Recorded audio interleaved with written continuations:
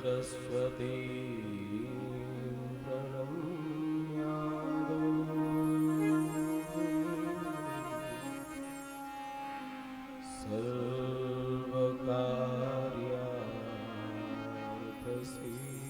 सर्वकार्यार्थसिद्धये।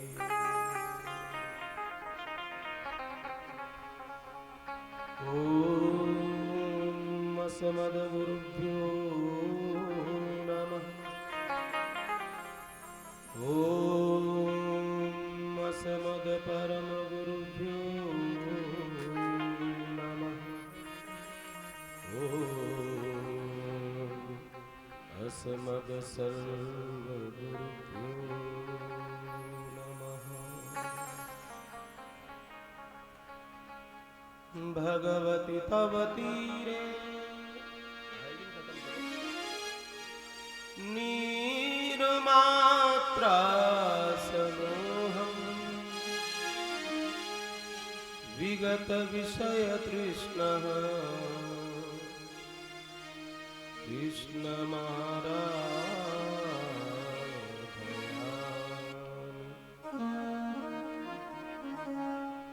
सकल कलुषभंगे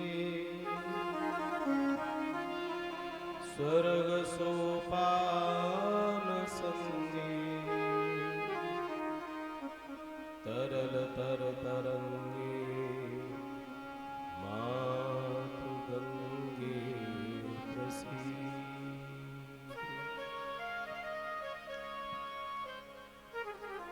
हनुमन्तं महावीरं वायुतुल्यपराक्रमं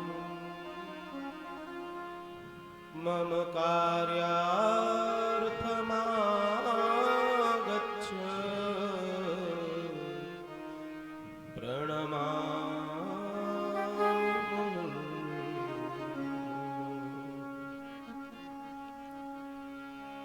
नो सोदरो न जनको जननी न जाया नैवात्मजो न च कुलं विकुलं वरम्बा। सन्दृश्यते न किल कोऽपि सहायको मे तस्मात् त्वमेव शरणं मम दीनबन्धो।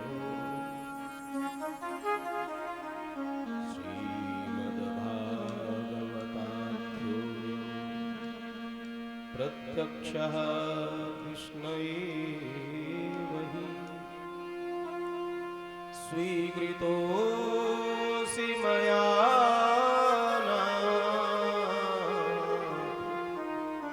मुक्त्यर्थं भवसागरे। ॐ श्री परमात्मने नमः। श्रीमद्युगलचरणकमलेभ्यो नमः। श्रीमद्पुराणपुरुषाय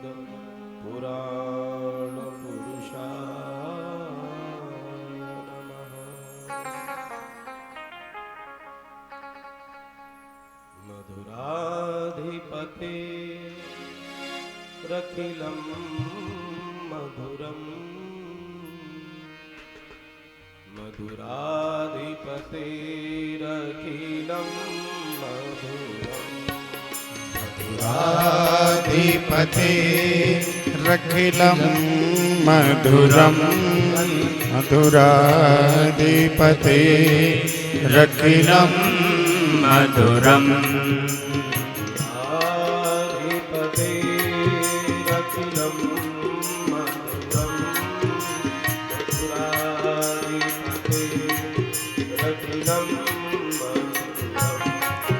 मधुराधिपतेरखिलं मधुरम् मधुराधिपतेरखिलं मधुरम्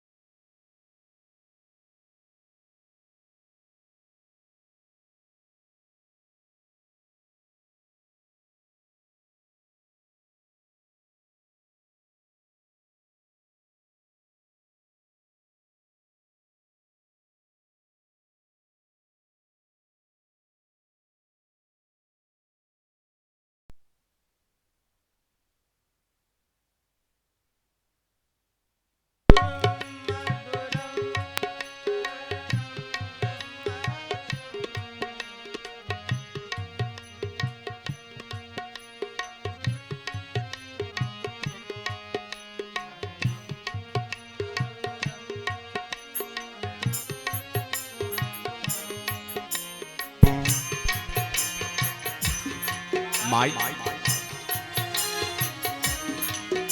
वमितं मधुरं समितं मधुरम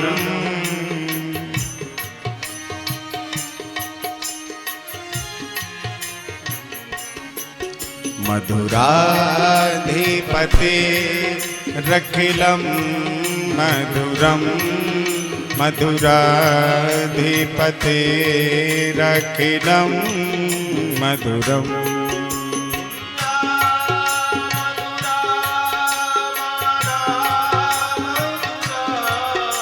गुंजा मधुरा माला मधुरा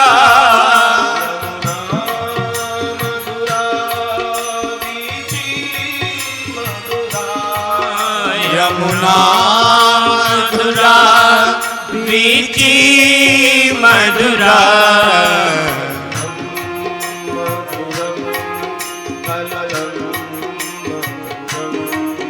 सलिलम मधुरम कललम मधुरम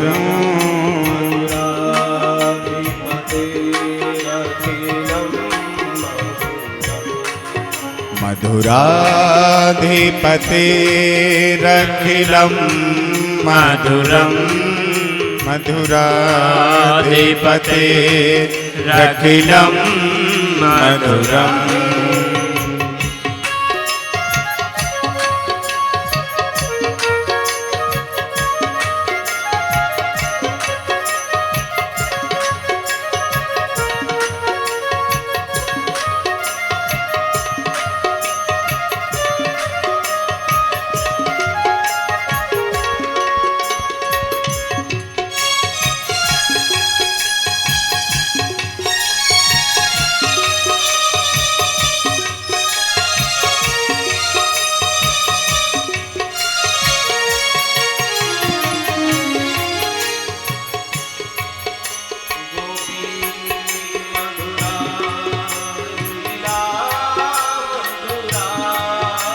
गोपी मधुरा लीला मधुरा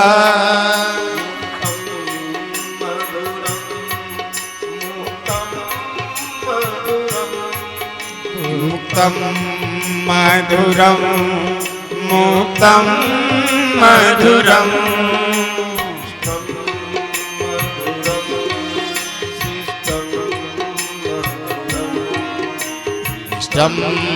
मधुरम शिष्टम मधुरम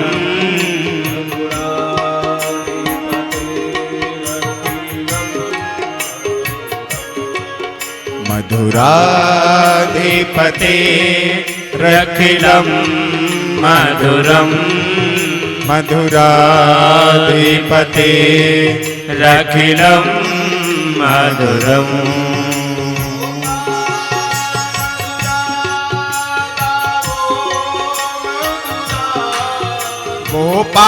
मधुरा गावो मधुरा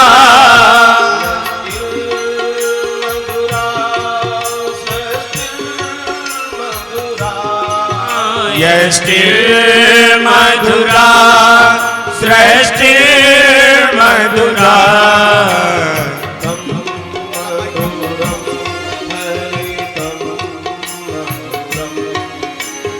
तम मधुरम फलितम मधुरम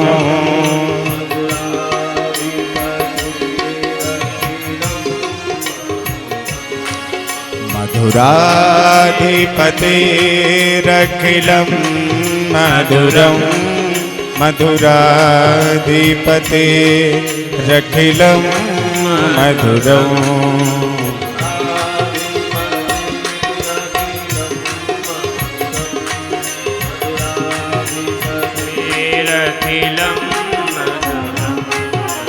मधुराधिपते रखिलम मधुरम मधुराधिपते रखिलम मधुरम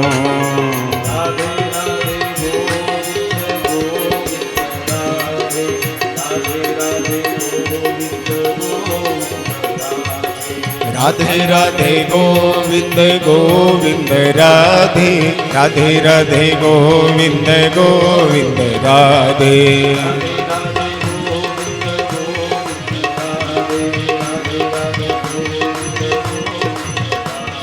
राधे राधे गोविंद गोविंद राधे राधे राधे गोविंद गोविंद राधे गोविंद राधे हरि गोपाल राधे गोविंद राधे हरि गोपाल राधे गोविंद राधे गोपाल राधे गोविंद राधे हरि गोपाल राधे गोविंद राधे हरि गोपाल राधे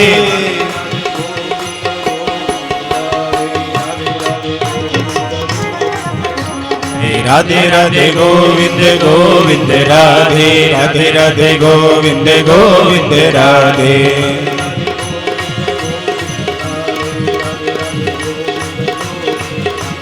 राधे राधे गोविंद गोविंद राधे राधे राधे गोविंद गोविंद राधे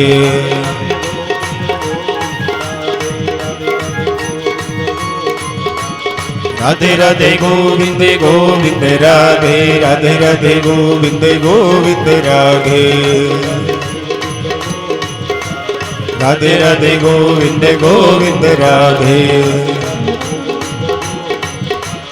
राधे राधे गोविंद गोविंद राधे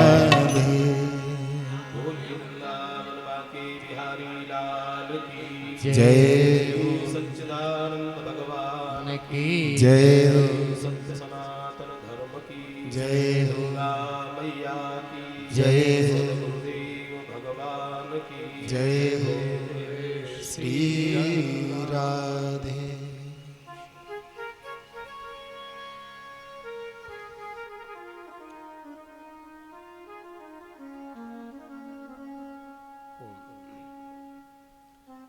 अनंत कोटि ब्रह्मांड नायक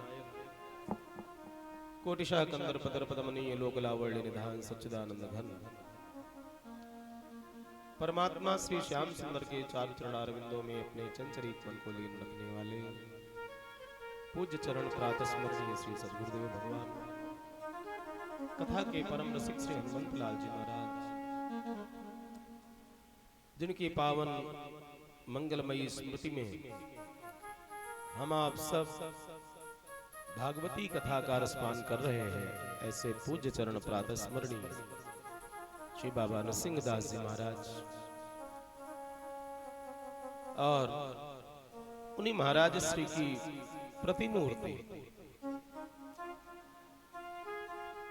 श्री स्वामी विष्णुदास जी महाराज पूज्य महाराज श्री विप्र चरणारविंद मंचस्थ सहयोगी जन समागतागत श्रोता बंधु आदरणीय पूजनीय वंदनीय यथा उपस्थित मातृशक्ति तथा ध्वनि विस्तार यंत्र के माध्यम से एवं इस लाइव प्रसारण के माध्यम से इतस्ततः दूर दूर कथा रसपान कर रहे सभी भक्तों को व्यासपीठ से सादर सप्रेम जय श्री कृष्ण जय श्री कृष्ण जय जय श्री कृष्ण।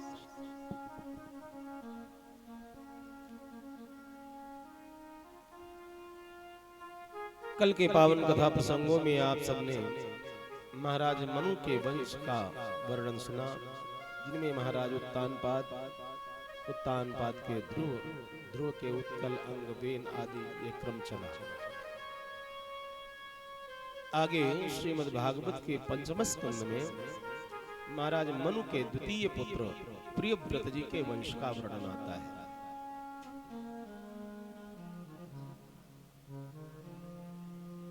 प्रियव्रतो भागवत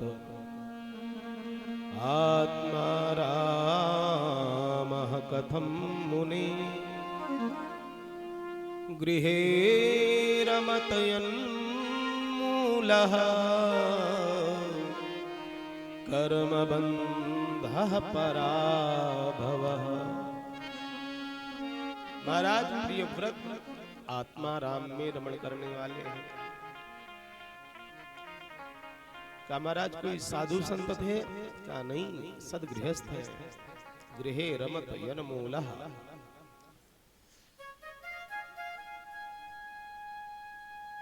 परिवारी है, फिर भी परिवार राजपाट आदि का उत्तरदायित्व निर्वाह करते हुए निर्मुक्त होकर के उसमें रहते हैं। अपने आप को कर्ता नहीं मानते, अपने आप को माध्यम मानते हैं। अकर्ता भाव से समाज की, संसार की सेवा में लगे रहते हैं।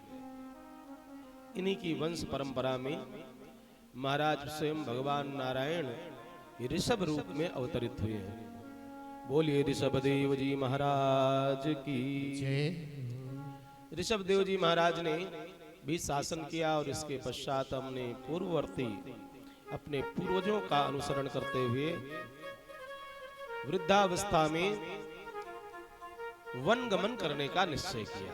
चौथे पन जाहि नृप कानन, ये परंपरा रही है। शैशवेभ्यस्त विद्यानां यौवने विशेषिणां वार्धके मुनिवृत्तीनां योगेनां ते तनु त्यजाम। ये जीवन जीने का क्रम बतलाया गया है। बचपन हो तो बाल्यावस्था में खूब विद्या अध्ययन करना चाहिए, खूब स्वाध्याय करे, खूब गुण सीखे, परिश्रम करें। बचपन में जो बालक कसौटी पर कस दिए जाते हैं, फिर उनका आगे का जीवन बड़ा मंगलमय होता है। और बचपन में जो लाड़ दुलार में अधिक पलते हैं, तो फिर आगे का जीवन उनके लिए कठिन हो जाता है। सही समय व्यस्त विद्यानाम यौवने विशेषिणाम, युवावस्था आए तो अपने मन रूपी अश्व की लगाम को थोड़ा ढीली कर देना चाहिए। व्यापार आदि कर्म को करते हुए खूब धन संचित करें और सांसारिक सुखों के संसाधन जुटाने चाहिए युवावस्था में। परंतु जैसे ही तीसरा प्रारंभ हो जाए तो वार्धके मुनिवृत्ति नाम,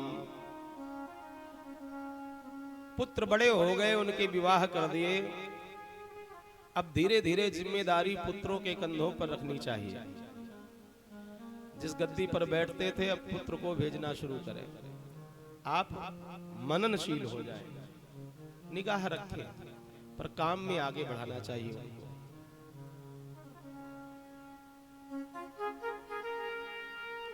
अभी तक जो संसार संबंध निर्वाह में समय व्यतीत हो रहा था, अब उसमें धीरे धीरे कटौती करके और अपना समय भगवत भजन में अधिक बिताना चाहिए। एक ओर से कटौती करेंगे तभी तो दूसरी ओर मन लगेगा। इस प्रकार जब अभ्यास करेंगे तो योगेनान्ते तनु त्यजाम, तो जब देह छूटने का समय आएगा उस समय परमात्मा से योग हो सकेगा।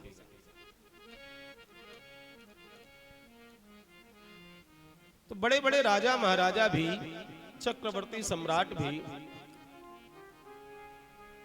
युवावस्था ढलने पर वन गमन किया करते थे।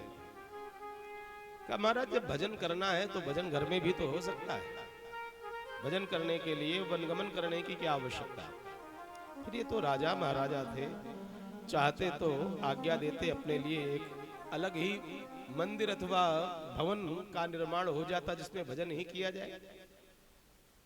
तो देखो, घर परिवार के साथ में जब रहते हैं तो कुछ न कुछ घटनाएं अच्छी या बुरी जैसे भी घटित होती रहती हैं। उसकी सूचना जब मिलती है तो यदि कोई अच्छी घटना घटित हुई तो मन हर्ष से भर जाता है, और कोई अप्रिय घटना का समाचार सुनते हैं तो मन में उदासी छा जाती है।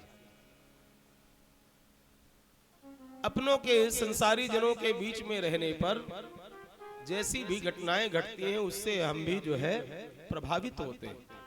इसीलिए वन गमन करने का भी विधान है।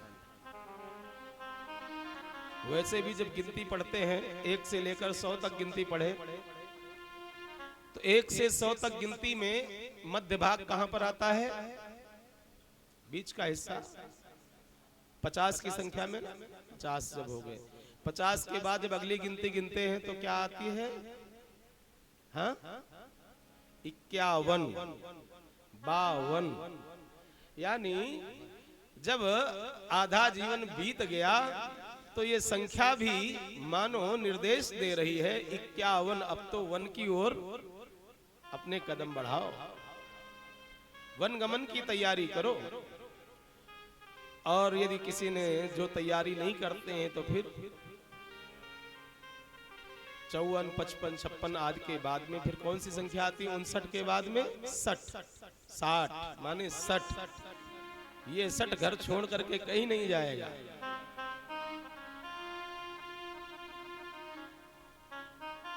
तो महाराज ऋषभदेव जी वन गमन करने लगे तो प्रजा ने घेर लिया करके, महाराज आप चले जाएंगे तो हमारा क्या होगा? आप हम सबको छोड़ करके मत जाओ। ऋषभदेव जी ने मन में विचार किया, चलो दिन के उजाले में नहीं जाने देते, रात्रि के अंधेरे में चले जाएंगे। प्रजा भी समझती है महाराज का मन वन गमन के लिए बन चुका है, तो हो सकता है कहीं रात में ना निकल जाए। तो रात में महल को घेर करके प्रजाजन वहीं विश्राम कर रहे। रात्रि में जब ऋषभदेव जी ने द्वार खोला तो क्या देखते हैं? प्रजा तो बाहर ही है। और जैसे द्वार खुलने की आहट हुई, सब उठकर बैठ गए। महाराज कहाँ चले आप? ऋषभदेव जी ने विचार किया, जब तक इन संसारी लोगों के अर्थ का रहूंगा तब तक ये प्रजा जाने नहीं देगी। मलमूत्र त्याग के लिए गए, अपने वस्त्रों को फाड़ डाला, वही मलमूत्र में लौट गए और एक पत्थर का टुकड़ा अपने मुख में दबा करके प्रजा की ओर दौड़े।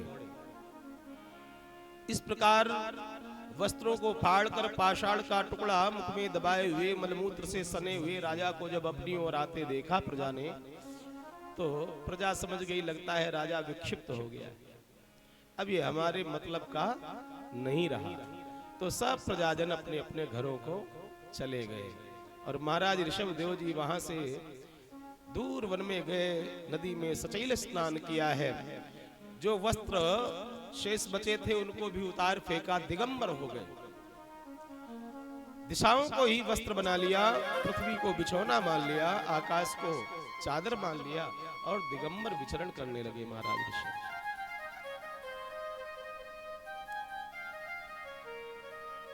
ये दुनिया इतनी स्वार्थी है, जब तक इसके अर्थ के रहोगे, आप मतलब के रहोगे, तो दुनिया छोड़ने वाली नहीं तब तक। और जिस दिन लोगों को पता चल जाता है अब ये किसी मतलब का नहीं बचा, फिर कोई पूछने वाला भी नहीं होता है।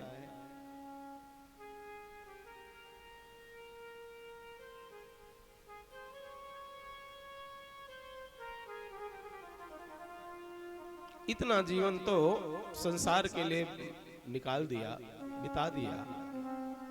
अब जो शेष जीवन बचा है, कुछ जीवन अपने लिए भी तो जीना चाहिए। जो धन कमाया अभी तक, किसके लिए? अपने लिए, परिवार के लिए। कोठी बनाई बच्चों के लिए, व्यापार डाला बच्चों के लिए, अपने लिए क्या किया? जो भजन कर लोगे वही भजन साथ निभाएगा। धर्मानुगो गच्छति जीव एक। क्या हुआ? सत्कर्म अथवा जो पाप कर्म है, इनका लेखा जोखा पहुंचता है महाराज। क्या किया आपने? महाराज ऋषभदेव जी भजन करते हैं और यहीं से जैन धर्म की स्थापना हुई। इन्हीं के वंश में राजा भरत हुए हैं। इस भरत खंड के शासक, जिन महाराज भरत के नाम पर हमारे इस राष्ट्र का नाम भारतवर्ष पड़ा है। पहले इसका नाम था अजनाभ वर्ष। भरत जी जब से शासक बने तब से नाम पड़ा भारतवर्ष। भरत जी ने भी राजपाट किया और अंत में वन गमन किया। वन गमन कर रहे थे तो पुत्र पौत्रादि सब विदा करने आए। पौत्र वधु गर्भ से है। महाराज भरत के मन में एक क्षण के लिए भाव आया, यदि कुछ काल और रुक जाऊं तो प्रपौत्र का भी मुख देख लूंगा। तत्काल अपनी उस वासना की चिंगारी को नीचे दबा दिया भरत जी ने। अरे इतने दिनों से परिवार में रह रहा हूँ, इतने लोगों को देखा, अभी तक मन नहीं भरा, प्रपौत्र का भी मुख देख लूंगा तो क्या पा जाऊंगा। वन में चले गए और वन में जाकर के भरत जी ने कठिन तप किए हैं। कृच्छ चांद्रायण आदि व्रत किए। चांद्रायण व्रत 1 महीने का एक व्रत होता है। जैसे जैसे चंद्रमा की कला बढ़ती है तदनुसार आहार लिया जाता है, और चंद्रमा की कलाएं घटती हैं वैसे ही आहार घटता है। प्रतिपदा को 1 ग्रास, द्वितीया को 2, तृतीया को 3, इस क्रम से। पूर्णिमा को 15 ग्रास का आहार होता है और अमावस्या को तो बिल्कुल कुछ भी नहीं लिया जाता। ऐसे कठिन व्रत किए हैं महाराज भरत जी ने। एक दिन गंडकी नदी में खड़े होकर के तप कर रहे, भजन कर रहे, उसी समय एक प्यासी हिरनी आई, जल पीने लगी। वह हिरनी भी गर्भ से है, जल पान कर रही थी। तब तक सिंह की गर्जना सुनाई दी, सिंह की दहाड़ सुनी। भयभीत उस मृगी ने छलांग लगा दी। छलांग लगाते ही उसका गर्भ स्रवित हुआ। वह मृगी तो नदी पार करके झाड़ियों में जाकर प्राण छोड़ देती है। इधर भरत के सामने से वह मृग शावक बहता जा रहा। भरत ने उस मृग छोने को निकाला, अपने अचला अंगोछा से पोछा, पत्थरों को घिस करके आग जलाई, उसको सेक दिया। वो मुख खोल करके जिह्वा बाहर करता है तो वटपत्र का दोना बना करके उसमें वटवृक्ष से दूध निकाल करके लाए और उस मृग छोने को वह दुग्ध पान करा रहे। संध्या हो गई। भरत जी सोचने लगे इसको कहां छोड़ दूं। अपने साथ कुटिया में लेकर के आ गया। रात्रि भर रखा, भोर हुई, वह मृग छोना फिर भूखा हुआ। भूख से इधर उधर देखता है, अपनी जीभ बाहर निकालता है तो भरत जी कोमल कोमल दूरवा घास खोट करके लाते, उस मृग छोने को खिलाते। अभी तक भरत जी का जो समय भजन में बीतता था वह समय मृग छोनी की सेवा में लगने लगा। धीरे धीरे वह मृग शावक बड़ा होने लगा। भरत जी सोचते हैं मन में, अब तो मेरा प्रपौत्र भी इतना बड़ा हो गया होगा। यदि मैं घर में होता तो मुझे बाबा कह करके पुकारता, मेरी गोद में आकर बैठता। उस मृग छौने में भरत को अपने प्रपौत्र का दर्शन होने लग गया।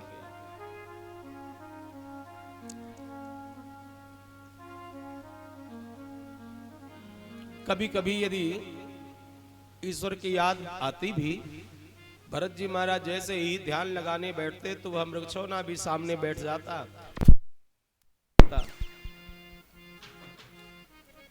वो भी नेत्र मूंद कर बैठ जाता। भरत जी सोचते हो न हो, है कोई पूर्व जन्म का योगी, देखो ना कैसे ध्यान लगा करके बैठा है। अब तो और आसक्ति हो गई। वह मृग शावक जब कभी कुटिया से आश्रम के बाहर चरने को जाता, घास चरने, तो भरत जी महाराज उस मृग छौने को सावधान करते हैं, हे मृग शावक, तू घास चरने को उधर पूर्ति के लिए दूर मत जाना। यही कुटिया आश्रम के आसपास ही हरी हरी घास चरना। इस वन में बड़े भयंकर पशु रहते हैं, कहीं कोई तेरा आहार न कर ले। हिरना रे समल समल वन चरना, हिरना रे समल समल वन चरना, हिरना रे समल समल वन चरना, हिरना रे समल समल वन चरना।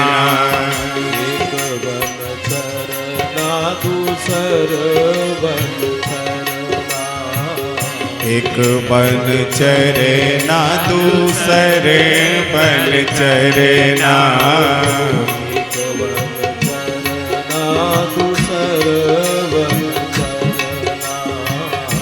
एक बन चरे न दूसरे बन चरे न। ओ तीजे में पग ना धरना रे, तीजे में पग ना धरना रे, संभले संभले बन चरना हीरे नारी, संभले संभले बन चरना हीरे नारी, संभले संभले बन चरना।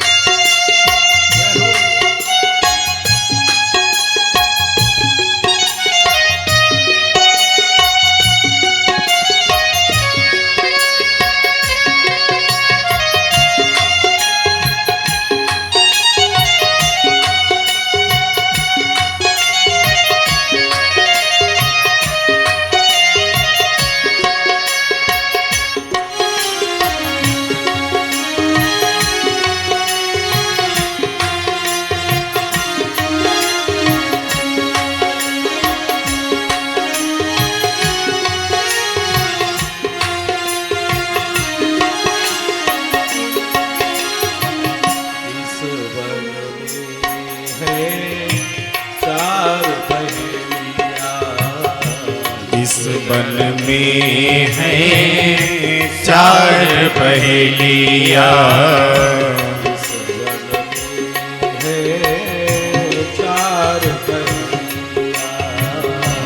इस बन में है चार पहेलियाँ,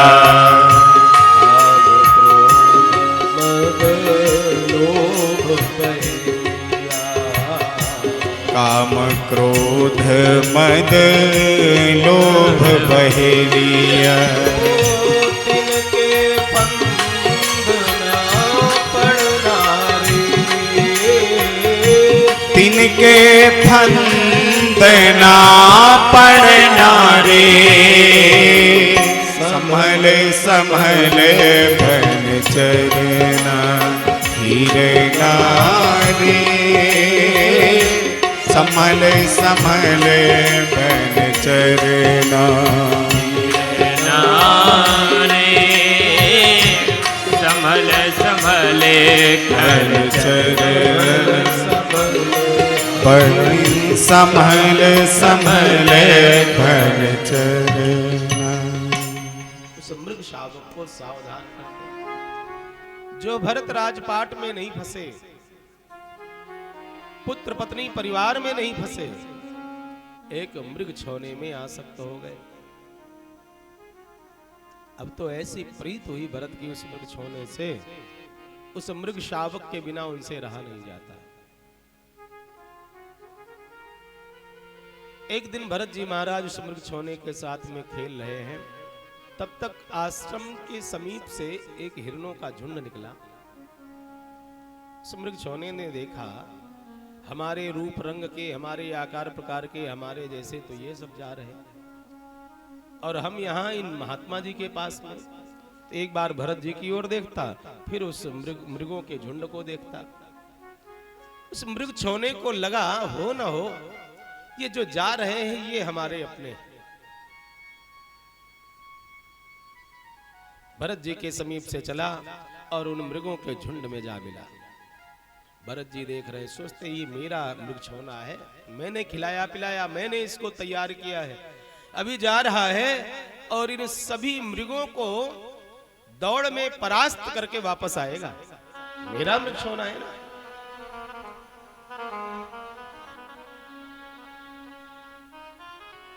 भरत जी प्रतीक्षा कर रहे मृग शावक कब लौट करके आएगा, पर मृग छोना एक बार गया तो वापस लौटा ही नहीं।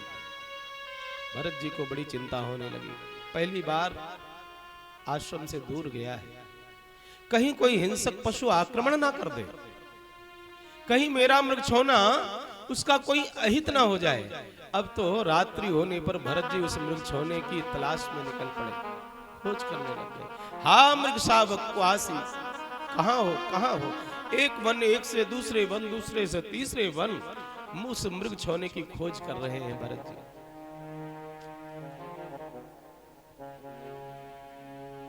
पांच दिन हो गए भूख प्यास से व्याकुल।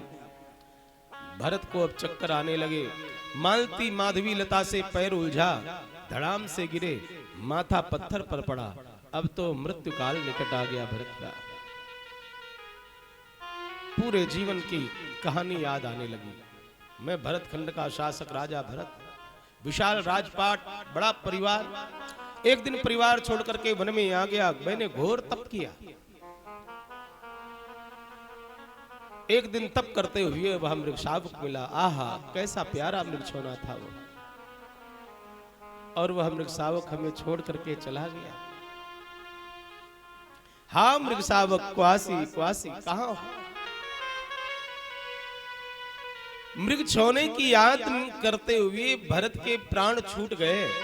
तो मृग छोने की याद में प्राण छूटे हैं, इसलिए भरत को जो अगला जन्म मिला मृग योनि में जाना पड़ा, पशु बनना पड़ा। बोलिए सच्चिदानंद भगवान की जय।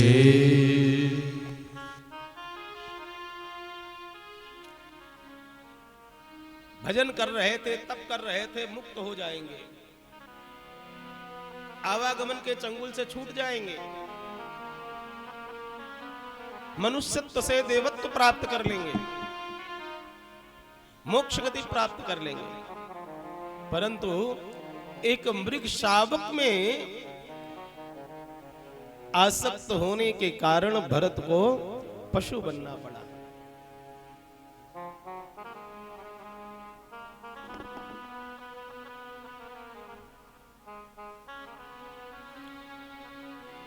प्रमोशन की जगह डिमोशन हो गया।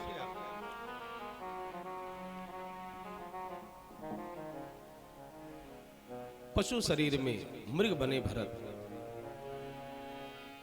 एक बात यहां पर कहूं, इस भरत चरित्र से एक शिक्षा मिलती है। देखिए भागवत की जितनी कथाएं हैं भगवान की, ये कथाएं हमको आपको शिक्षा देने के लिए हैं। ये मात्र सुन लिया, सुनकर के तालियां बजा ली, इसके लिए नहीं है। हमको इनसे क्या सीख मिलती है? भरत के चरित्र से देखिए, भरत जी मृग छौने में आसक्त हुए, हिरण के बच्चे में। हिरण में आसक्त होने के कारण भरत को मृग शरीर मिला।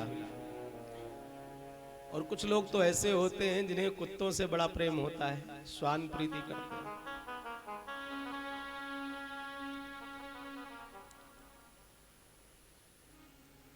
गौ पालने का विधान है। यदि पशु प्रेमी हैं तो गाय पालनी चाहिए, गौ की सेवा करो। ठाकुर जी कहते हैं गवाम मध्य वसाम्य हम, जहां गौ होती है गायों के मध्य में मैं निवास करता हूं। तो गौ सेवा तो करेंगे नहीं, और बदले में करते क्या है? श्वान प्रीति। घर में एक प्यारा सा, उसको घुमाने भी ले जाएंगे, बड़ी सेवा, नहलाएंगे, धुलाएंगे। जबकि सिद्धांत कहता है स्ववर्गे परमा प्रीति। व्यक्ति का प्रेम कहां होता है? अपने वर्ग में प्रेम होता है। कई एक गाय हो, घोड़े हो, बकरियां हो, भैंस हो, इन पशुओं को आप एक साथ छोड़ दीजिए, थोड़ी देर में देखेंगे कि गायों का झुंड अलग हो जाएगा, गौएं आपस में मिल जाएंगी, घोड़े अपनी जगह एकत्र हो जाएंगे, भैंस अपनी जगह अपने झुंड में हो जाएंगे। क्योंकि अपने वर्ग में प्रेम होता है, ये सहज स्वभाव है। और कुछ लोग तो व्यासपीठ से कहते हुए अच्छा तो नहीं लगता, पर यदि व्यासपीठ से भी सावधान न किया जाए तो फिर कहां, कौन कहेगा? पड़ोसी से बोलचाल बंद है। वर्षों हो गए भाई के घर नहीं गए, भाई की कुशल नहीं पूछी, आपस में नहीं पटती, और श्वान प्रीति करते हैं। कुत्ते के बिना नहीं रहा जाता उनसे, गोद में लेकर के घूमते हैं लोग। तो ऐसे लोग, तो यदि यह सिद्धांत उन पर लागू किया जाए, स्ववर्गे परमा प्रीति, तो कहीं ना कहीं फिर संशय प्रकट होता है। सावधान रहे, ऐसी करनी करें कि प्रमोशन ना भी हो तो कोई बात नहीं, पर डिमोशन ना हो जाए कहीं, अवनति ना हो जाए कहीं, इसके लिए सावधान रहना चाहिए। भरत जी महाराज को मृग शरीर मिला तो बड़े दुखी रहते हैं, बहुत पश्चाताप। कहां तो मुक्त होने के लिए आए थे और मुझे पशु बनना पड़ा, मनुष्य से पशु बनना पड़ा। तो भरत जी कोई हरी घास नहीं खाते, सूखे तृण खा करके जल पी लेते, और शीघ्र ही उन्होंने वह मृग देह छोड़ दिया। पुनः एक ब्राह्मण घर में, ब्राह्मण कुल में जन्म मिला है, यहाँ भी नाम भरत रखा गया। इस बार भरत जी बड़े सावधान हैं, किसी से प्रेम नहीं करते, सिर्फ ठाकुर जी में ही अपना चित्त लगा करके रहते। यदि संसारी लोगों से प्रेम करूंगा तो एक बार उस मृग छोने से प्रेम किया, मृग बनना पड़ा। यदि इस बार भी फंस गया तो ना जाने फिर कितने और जन्म लेने पड़ेंगे, कितनी बार मरना पड़ेगा। इस बार भरत जी बड़े सावधान हैं, जड़वत आचरण करते हैं, इसलिए इनको लोग जड़ भरत कह करके पुकारते हैं।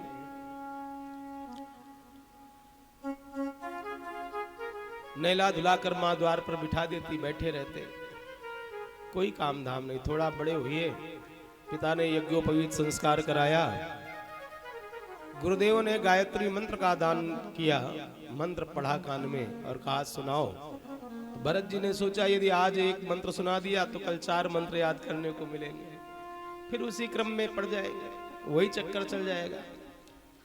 इन्होंने इतना तप कर रखा है, इतना भजन कर रखा है कि पहले के 2 जन्मों की याद बनी हुई है। याद तो सब कुछ है, पर कोई ऐसा संसार व्यवहार नहीं करते हैं, सांसारिक व्यवहार, जिससे बंधनों में बंधना पड़े।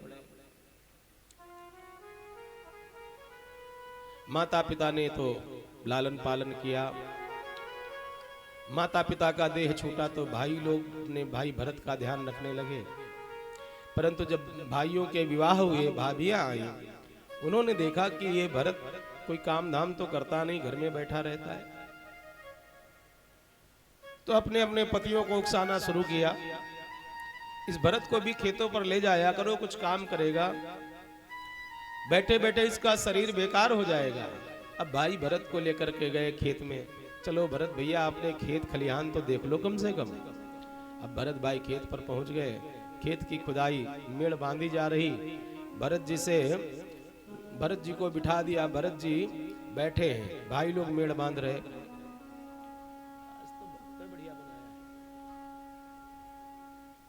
अब भाई बड़े भैया ने कहा, भैया भरत बैठे हो, एक काम करो, इस मेड़ पर टहलो, तुम्हारा भारी स्वस्थ शरीर है, मेड़ पर टहलोगे तो मिट्टी अच्छे से दबेगी, मेड़ मजबूत बनेगी। अब भरत जी टहलने लगे। दोपहर हुई तो भाइयों ने रख दिए फावड़े और भरत से कहने लगे, भरत भैया हम तो जा रहे घर, तुम्हारी भाभियां भूखी बैठी होंगी, जब तक हम भोजन नहीं करेंगे वो भी कुछ नहीं खाएंगे। एक काम करो, आप यहीं रुको, जब संध्या को लौटेंगे तो आपके लिए यहीं ले आएंगे। भरत जी को वहीं खेत पर रोक दिया। भैया भरत बैठे बैठे क्या करोगे, एक काम करो, जब तक हम लोग नहीं आते तब तक यह मिट्टी खोद करके आप चढ़ाओ मेड़ पर। भाई लोग तो चले गए, भरत जी मिट्टी खोद खोद करके मेड़ बांध रहे। जब भाई लोग भोजन करके वापस लौटे तो देखते क्या है, बड़ी ऊंची खाई बांध दी भरत ने, उस खेत में धान बो दिए गए, भरत के लिए मंचान बना दिया गया। भरत जी उसी मंचान पर बैठे रहते हैं और भगवान का भजन करते हैं। फसल बड़ी, दाने आए, अब तो दूर दूर की चिड़िया पक्षी आकर के उन दानों को चुगने लगे। सभी किसान आए, अपने अपने खेतों में मंचान बनाकर उसमें रहने लगे, फसल की रखवाली करते। भरत जी मन में विचार करते हैं, देखो कैसे बावरे हैं, इन चिड़ियों में भी तो प्रभु का वास है, कई चिड़िया पक्षियों के खाने से अन्न कम होता है क्या? रही मन पंचिन के पिए घटे न सरितानी। ये जो भी संपत्ति है, जो भी अन्न धन है, इस पर एकाकी हमारा ही अधिकार नहीं है। किसान फसल बोता है, परिश्रम करता है, तो पूरी फसल पर किसान का अधिकार नहीं है। नीचे की 4 अंगुल जो, उस पर पृथ्वी मां का अधिकार है। ये जो भूसा आदि तैयार होता है चारा, इस पर पशुओं का अधिकार है। दानों में पंछियों का भी है।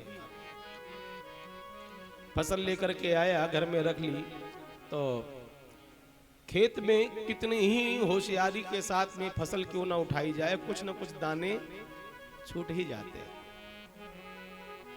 उन दानों पर जो निराश्रित पथिक जा रहे हैं, अथवा जो यति सन्यासी हैं, जिन्होंने सिलोंक्ष वृत्ति को धारण कर रखा है, उनका अधिकार बनता है। जो बाली गिर जाती है, जो दाने गिर जाते हैं, उन्हें सीला कहते हैं। और बाजार में जब बिक्री होने के लिए अन्न जाता है, वहां तुला करते समय वहां भी कुछ दाने गिर जाते हैं, उन्हें उंच कहते हैं। तो कुछ सीलोंक्ष वृत्ति को धारण करने वाले संत होते हैं। फसल कटने पर किसान अपनी फसल उठा करके ले गए, इसके बाद में सीला बीन करके लाते हैं और उसको रखते हैं, उसको कूट पीस करके ठीक करते हैं। अथवा तो बाजार उठने के बाद जो दाने गिर गए हैं, उन्हें उंच कहते हैं, उन दानों को चुन करके लाते हैं और उससे जीवन यापन करते हैं। सीलोंक्ष वृत्ति से कहते हैं।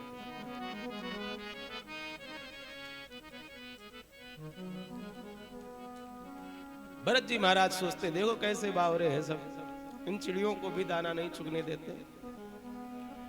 भरत जी महाराज ने कहा, अरे चिड़ियों, है पक्षियों, आओ यहाँ हमारे खेत में आओ, यही दाना चुगो। एक दिन भरत जी ने क्या देखा कि चिड़ियों ने दाना चुगे और प्यास लगी तो फुर्र से उड़ी दूर नाले में जाकर जल पी रही। भरत जी ने सोचा, हमारे प्रभु को इतना कष्ट, भोजन यहाँ पाए और जल पीने इतनी दूर। पड़ोसी से फावड़ा लिया, अपने खेत में एक कोने में गड्ढा खोदा कमर तक, और घड़े में जल ला ला करके घड़ों से उस गड्ढे को लबालब भर दिया। कहते हैं, चिड़ियों, है पंछियों, यही दाना चुगो, यही खाओ, यही पानी पियो, यही चहचहाओ, अब कहीं मत जाओ। राम राम की चिड़ैया, ये राम जी के खेत, खा लो चिड़ैयों तुम भर भर के पेट। राम की चिड़ैया राम जी के खेत, खा लो चिड़ैयों तुम भर भर के पेट। राम की चिड़ैया राम जी के खेत, खा लो चिड़ैयों तुम भर भर के पेट। राम की चिड़ैया राम जी के खेत, खा लो चिड़ैयों तुम भर भर के पेट। राम ही खिलावे, राम ही पिलावे, राम ही खिलावे, राम ही पिलावे, राम ही खिलावे, राम ही पिलावे, राम ही खिलावे, राम ही पिलावे। राम जी की रचना राम जी के खेत, राम जी की रचना राम जी के खेत। आलो चिड़ैयों तुम भर भर के खेत। राम की चिड़ैया राम जी के खेत, खा लो चिड़ैयों तुम भर भर के पेट।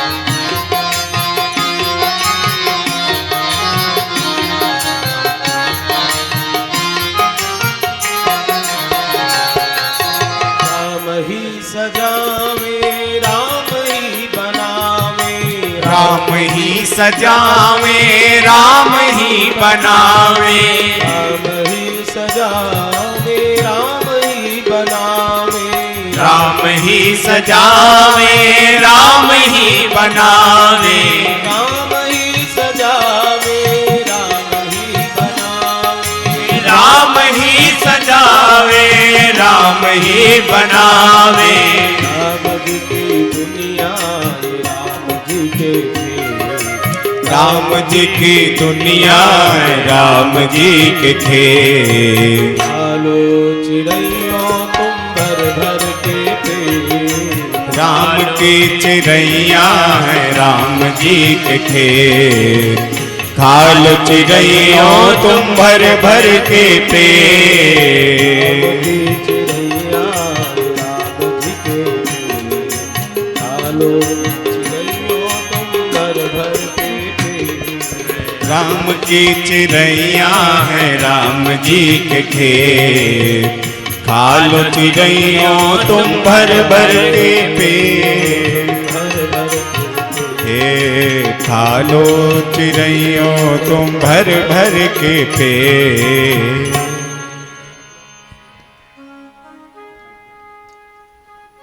पूरे हार की चुड़िया इन्हीं भरत जी के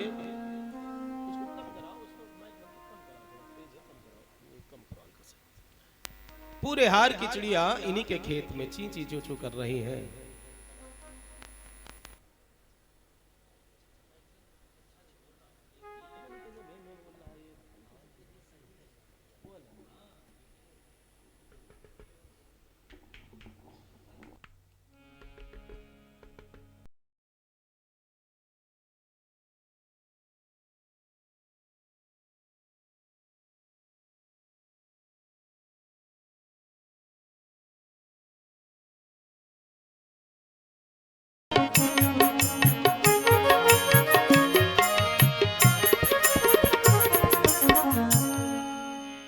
पूरे हार की चिड़िया पक्षी इन्हीं के खेत में ची ची चू चू कर रहे हैं।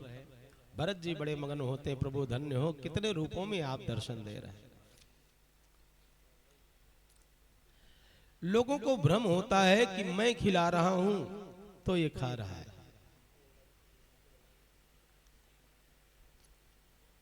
कोई किसी को खिलाने वाला नहीं है, अपने अपने हक का खाता है यहां हर बसर। फर्क इतना है, या खाए अपने घर या खाए तेरे घर। तेरे घर खाया तू उसका हो शुक्रगुजार। यदि किसी ने घर आकर के चाय पी है, भोजन जीमा है, प्रसादी पाई है, तो उसका धन्यवाद करना चाहिए। तेरे घर खाया तो तू उसका हो शुक्रगुजार। क्यों? क्योंकि उसने खाया अपना, तेरे दौलत खाने पर। खाया तो उसने अपने ही भाग्य का है। यदि उसके भाग्य में ना होता तो कैसे खाता? जिसका जितना खाता है वो उतना ही खाता है। कभी कभी प्रारब्ध में नहीं होता तो सामने परोस कर थाली आ जाती है, और फिर भी सामने सजी सजाई थाली आई है, आचमन करके पाना ही चाहते हैं। उसी समय सहसा कोई ऐसी खबर आ जाती है कि थाली छोड़ करके। ऐसा होता है कि नहीं? तो जिसके भाग्य में जितना है, खिलाने वाले तो वह विश्वंभर परमात्मा है, जगत को खिला रहे हैं। भरत जी महाराज बड़े मगन होकर के मंचान पर विराजते, भजन करते। एक दिन खेतों से लगा हुआ जंगल, उसमें रहने वाले डाकू के सरदार ने अपनी पत्री दिखाई तांत्रिक को। कोई बेटा नहीं। तांत्रिक ने कहा भगवती काली को बलि चढ़ाओ तो पुत्र होगा। अब डाकू तो वैसे ही स्वभाव से निर्दयी, भेज दिया डाकुओं को सरदार ने, जाओ कोई पकड़ करके लाओ।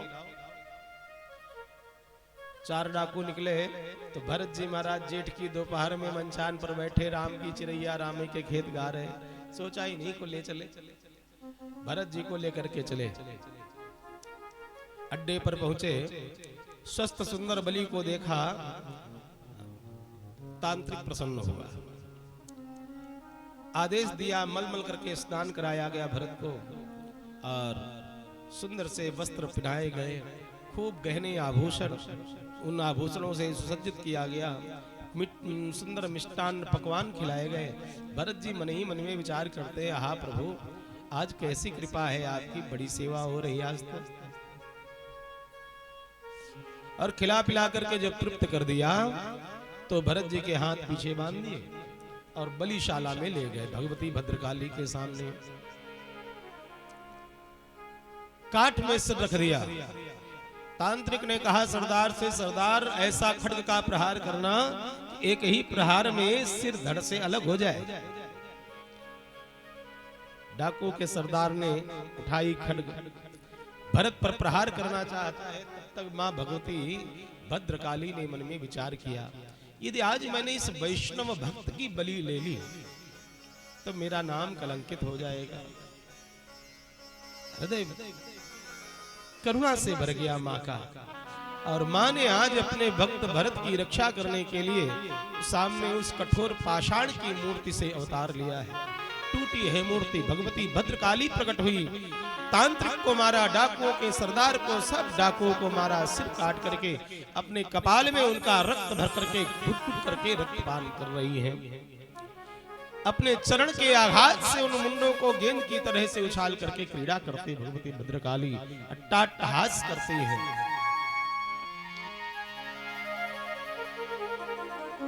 भरत के बंधन खोल दिए। 2.5 घंटे बाद जब भरत की समाधि खुली तो क्या देखते हैं, हाँ बंधन खुले हुए हैं, सब डाकू मरे पड़े हैं और भगवती भद्रकाली की मूर्ति खंड खंड टुकड़ों में पड़े। समझ गए भरत, मेरी रक्षा करने के लिए मां ने इस पाषाण की मूर्ति से अवतार लिया है। भरत जी के नेत्र सजल हो गए, आंसू बहने लगे। मां तू कितनी दयालु है, मेरी रक्षा करने के लिए इस पाषाण की मूर्ति से प्रकट। भरत ने मैया के जय जयकार की है, गुणगान गाया है। मैया शक्ति का तू है अवतार, तेरा अवतार निराला है।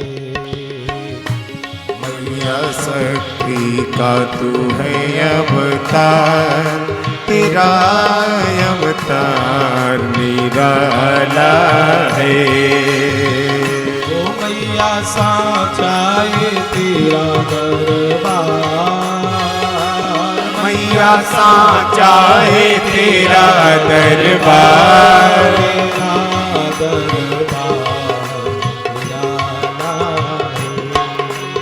ओ मैया शक्ति का तू है अवतार, तेरा अवतार निराला है।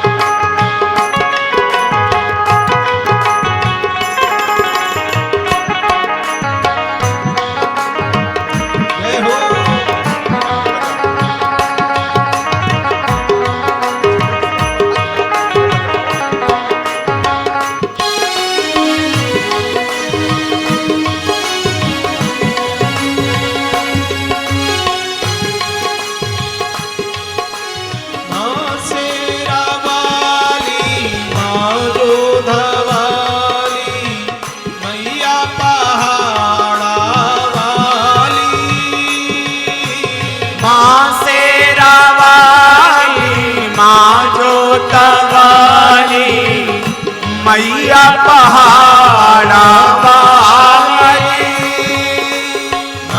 लाटा वाली माँ मेरा वाली, काली माँ कलकत्ते वाली।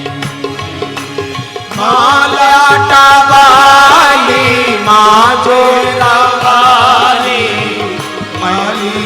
कलकत्ते वाली। हर द्वार से बड़ा तेरा तेरा द्वार ओ हर द्वार से बड़ा तेरा द्वार, तेरा दरबार निराला है। हर द्वार से बड़ा तेरा द्वार, तेरा दरबार निराला है। ओ मैया साचा ये तेरा दरबार, मैया साचा है तेरा दरबार, तेरा दरबार निराला है। ओ मैया शांति का तू है भंडार, तेरा दरबार निराला है। काली सेवा करते हुए मस्ती में आते।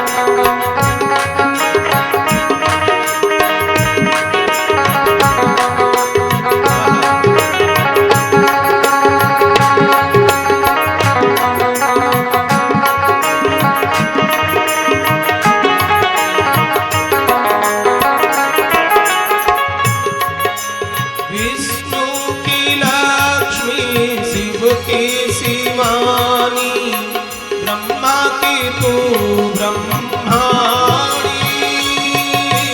विष्णु की लक्ष्मी, शिव की शिवानी, ब्रह्मा की तू ब्रह्माणी। विष्णु की लक्ष्मी, शिव की शिवानी, ब्रह्मा की तू ब्रह्माणी।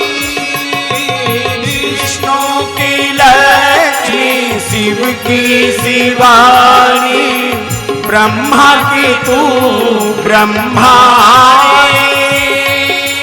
रघुवर की सीता, कान्हा की राधा, इंद्र की तू इंद्राणी। रघुवर की सीता, कान्हा की राधा, इंद्र की तू इंद्राणी।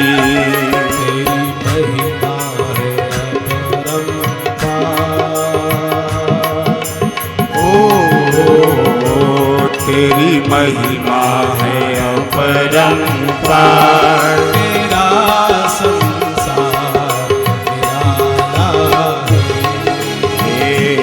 तेरी महिमा है अपरंपार, तेरा संसार निराला है।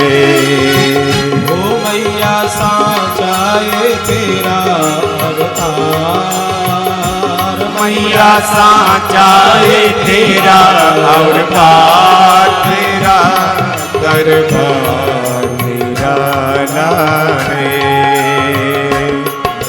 शक्ति का तू है अवतार, तेरा अवतार निराला है।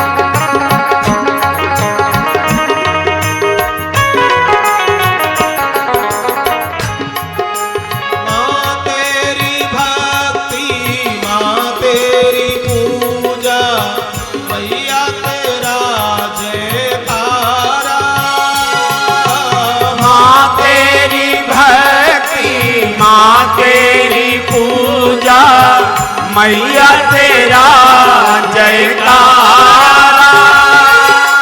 माँ तेरी भक्ति, माँ तेरी पूजा, मैया तेरा जयकारा।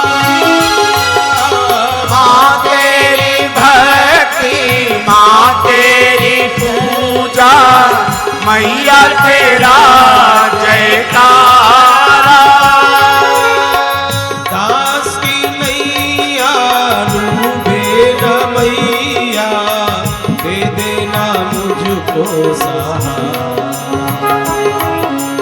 दास की नैया डूबे ना मैया, दे देना मुझको सहारा। आंचल का दे दो मुझे प्यार,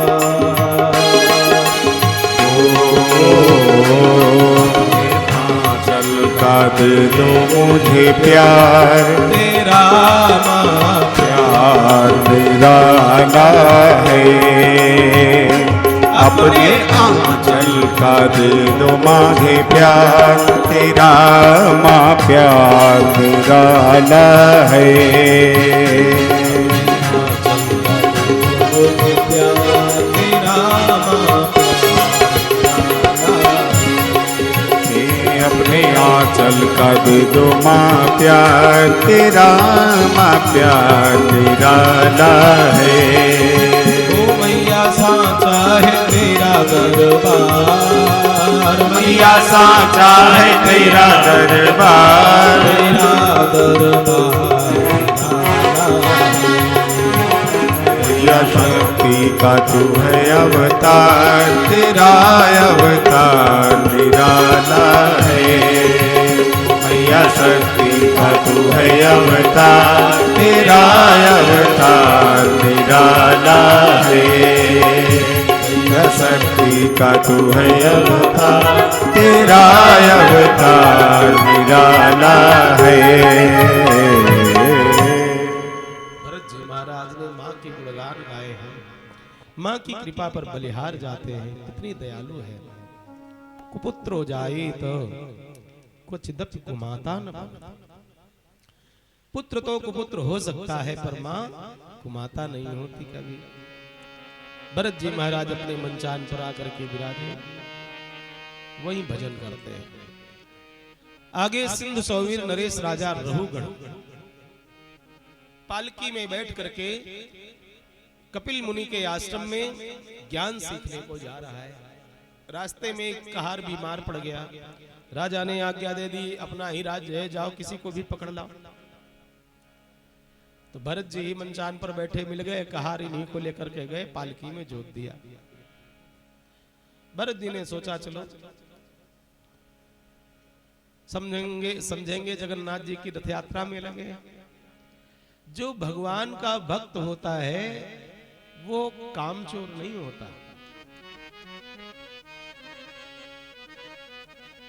और भजन के नाम पर जो काम चोरी करे, कुछ लोग ऐसे होते हैं जो काम का टाइम होता है उस समय वो माला लेकर के बैठ जाते हैं। हाँ।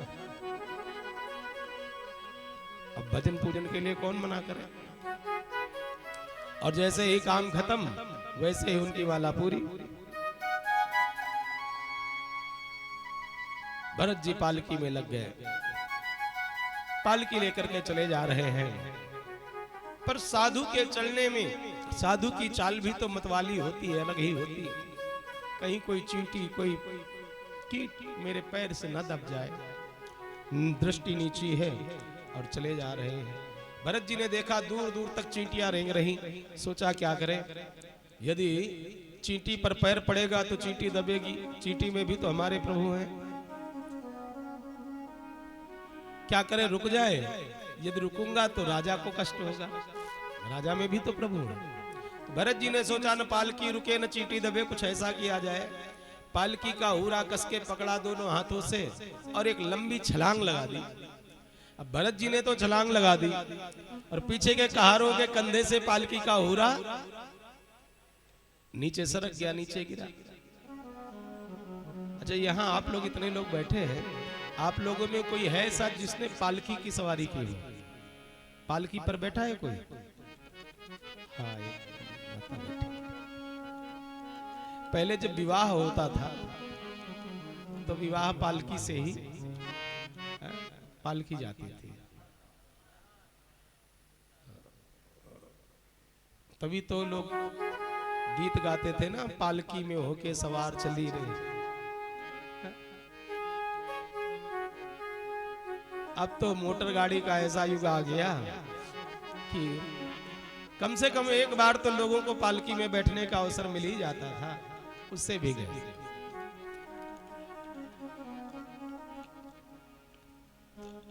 भरत जी महाराज एक हिस्सा आगे का पकड़े, कंधे पर रखे खड़े, और पीछे के कहारों के कंधे से पालकी का हुरा सरक गया। अब तो पालकी का एक हुरा नीचे भरत जी के कंधे पर, राजा रघुगण पालकी में उल्टा लटका, उसके पैर फंस गए। जितने कहार थे सब भय से कांपने लगे। अब तो दंड मिलेगा। जैसे तैसे राजा रघुगण बाहर निकला, अपनी क्रोध भरी दृष्टि से कहारों की ओर देखा।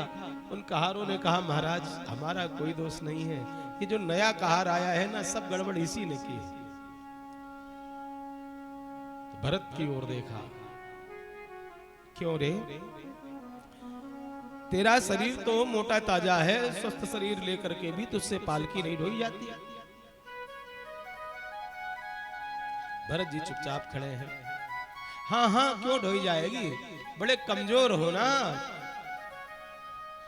इसीलिए आपसे भार ढोया नहीं जा रहा है, आपको तो सेवा की आवश्यकता है। भरत जी को व्यंग बाण मार रहा है। भरत जी वो भी सुनते जा रहे हैं। बूंद अगाध सही गिरि कैसे, खल के वचन संत सहजे से। भरत जी कुछ न बोले तो राजा रघुगण को और क्रोध आ गया। किसी ने कोई अपराध किया हो, उसको कोई डांटे, और जब डांट पड़ती है सामने वाला बिल्कुल चुपचाप खड़ा हो तो और क्रोध आता है। अब देखो कैसे मुंह लटका करके खड़ा है, कुछ बोलता क्यों नहीं। भरत से भी यही कह रहा रघुगण, तू ऐसे नहीं बोलेगा, अभी जब मेरा दंड पड़ेगा ना तब तू बोलेगा।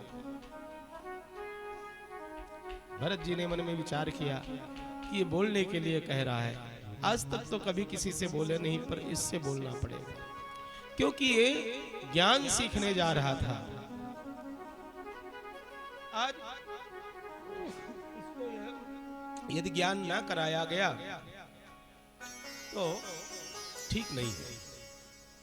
अवसर पर जो नहीं बोलता है उसको गूंगा कहा गया है।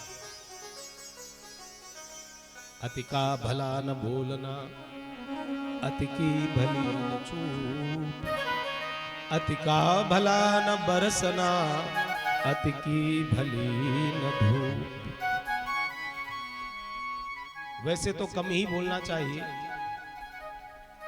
प्रयास करें जितना कम बोल करके काम चल जाए उतने कम में काम चला जाए, परंतु बोलने का अवसर हो तो उस समय मौन नहीं रहना चाहिए, अवसर पर फिर बोलना भी चाहिए। आज भरत जी बोले हैं, राजन कौन मोटा कौन दुबला, कौन कमजोर कौन बलवान। राजन, मोटा होना, दुबला होना, कमजोर होना, बलवान होना, ये तो इस शरीर का गुणधर्म है। आत्मा ना तो मोटी होती है, न दुबली होती, न छोटी न बड़ी। आत्मा यदि छोटी बड़ी होती तो चींटी की आत्मा हाथी में कैसे, चींटी की, नन्ही चींटी की आत्मा, नन्ही चींटी तो हाथी भी तो बन सकती है। अब नन्ही चींटी की आत्मा हाथी के शरीर में जाती तो कहां असर होता, और हाथी की आत्मा यदि चींटी में जाती तो कैसे जाती। आत्मा न छोटी है, न बड़ी है, न कमजोर न बलवान। राजन, तत्व दृष्टि से हम सब एक ही हैं। दंड देने की बात कर रहे हो तो दंड किसको दोगे? इस मिट्टी के देह को ही तो, जिसे यदि खूब रख रखाव करके रखा जाए सुरक्षित, तो भी एक ना एक दिन नष्ट ही हो जाना है। कितना ही इसका संरक्षण किया जाए फिर भी यह देह टिकने वाला नहीं है, नष्ट ही हो जाएगा। जिसे नष्ट होना ही है उसको भला क्या दंड दिया जाए। और रही बात आत्मा की, आत्मा को कोई दंड दे नहीं सकता। अच्छेद्यो यमदाह्यो यम क्लेद्यो शोष्य एव च। आत्मा न तो काटी जा सकती, न जल में डुबाई जा सकती, न अग्नि में जलाई जा सकती। राजा रहुगण ने जब यह शब्द सुने तो उसको लगा यह कोई सामान्य व्यक्ति नहीं है। तो ध्यान से देखा तो कंधे पर जनेऊ पड़ा था। भयाक्रांत हो गया राजा, महाराज कहीं आप ब्राह्मण तो नहीं है? ना हम विसंके सुरराज वज्रान नत्रक्षशूलान नयमस्य दंडात् नाग्निर्कसो न सोमानलवित्तपासात् छंके वृषम ब्रह्म कुलाभमाना। महाराज मैं देवराज इंद्र के वज्र से नहीं डरता, त्रिशूली शिव के त्रिशूल से भी नहीं भयभीत होता, ना अग्नि से ना वरुण से मैं किसी से नहीं डरता हूँ। यदि डरता हूँ तो ब्राह्मणों के अपमान से डरता हूँ, कहीं मेरे द्वारा किसी ब्राह्मण का अपमान न हो जाए। कहीं आप ब्राह्मण तो नहीं है? तो भरत जी कहने लगे राजन, ब्राह्मण क्षत्रिय वैश्य शूद्र आदि ये जो वर्ण व्यवस्था है ना, ये वर्ण व्यवस्था भी इसी देह तक सीमित है। आत्मा का तो एक ही वर्ण है। कौन सा वर्ण? परमात्मा वर्ण। आत्मा तो एक ही है, जिस देह में प्रवेश कर गई वही उसका नाम रूप पड़ जाता है। अब तो राजा रहुगण चरणों में गिर गया है, महाराज आप अवश्य ही कोई सिद्ध योगी हैं, आप अपना परिचय दें। तो भरत जी कहते अहम पुरा भरतो नाम राजा, पूर्व में मैं भरत नाम का राजा हूं। अच्छा महाराज, भरत राजा का परिचय सुना तो और शरणागत हो गया राजा रहुगण और कहता है महाराज मैं ज्ञान सीखने जा रहा था, अब आप ही ज्ञान सिखाइए। भरत जी ने राजा रहुगण को दिव्य ज्ञानोपदेश किया है, भूगोल खगोल का वर्णन सुनाया, नक्षत्र तारा गणों के विषय में बतलाया और अंत में 28 प्रकार के नरकों की व्याख्या की। राजन रौरव महारौरव कुंभी पाक असिपत्र वन सुकरमुख अंधकूप लाला भक्ष कुयोध प्राण रोध वैतरणी आदि 28 प्रकार के नरक हैं, जहां पर जीव जाता है और अपने कृत पाप कर्मों का दंड पाता है। कहीं तो खौलते कड़ाह में जीव को डाला जाता है, कहीं तो तपती रेत पर दौड़ाया जाता, कहीं अग्नि से लाल हो चुके खंबे से बांध करके यमदूत पिटाई करते हैं, कहीं लोहे के कोल्हू में जीव को गन्ने की तरह फेर दिया जाता है। इस प्रकार से नरकों के विषय में बतलाया। कुछ लोग जब बात स्वर्ग नरक की आती है तो कुछ लोग कहते हैं भाई स्वर्ग नरक और कहीं नहीं है, सब यहीं पर है। तो आप लोगों का क्या मत है, स्वर्ग नरक यहीं है या अन्यत्र है? यहीं है। वैसे श्रीमद् भागवत में वर्णन आता है स्वर्गलोक का भी। स्वर्गलोक तो उत्तर दिशा में है, बद्रीनाथ से आगे सतोपंथ की यात्रा होती है, स्वर्ग की सीढ़ियां हैं। आगे जो चढ़ाई महाराज युधिष्ठिर तो इसी मार्ग से गए थे। स्वर्ग है उत्तर दिशा में और नरक है दक्षिण दिशा में। स्वर्ग ऊपर की ओर है और नरक है नीचे की ओर। श्रीमद् भागवत में दोनों का वर्णन आया है। और जो लोग कहते नहीं यही है, उनका भी मानना ठीक है। कभी कभी तो स्वर्ग की अनुभूति होती है जब खूब माल पानी चारों दसों दिशाओं से आता है तो लगता है अब तो हम बस बिल्कुल स्वर्ग में हैं। और कभी कभी ऐसी स्थिति विपरीत हो जाती है, लगता है हमारा जीवन नरक बन गया है। तो देखो स्वर्ग और नरक की अनुभूति होती है यहाँ।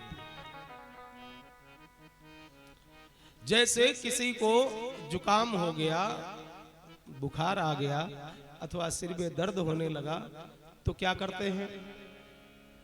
पड़ोस में गली में जो डॉक्टर साहब बैठे हैं दुकान खोल करके, उनके क्लिनिक पर जाते हैं और कहते हैं भाई डॉक्टर साहब आज में जुकाम हो गया, बहुत छींक आ रही अथवा तो बुखार आ गया।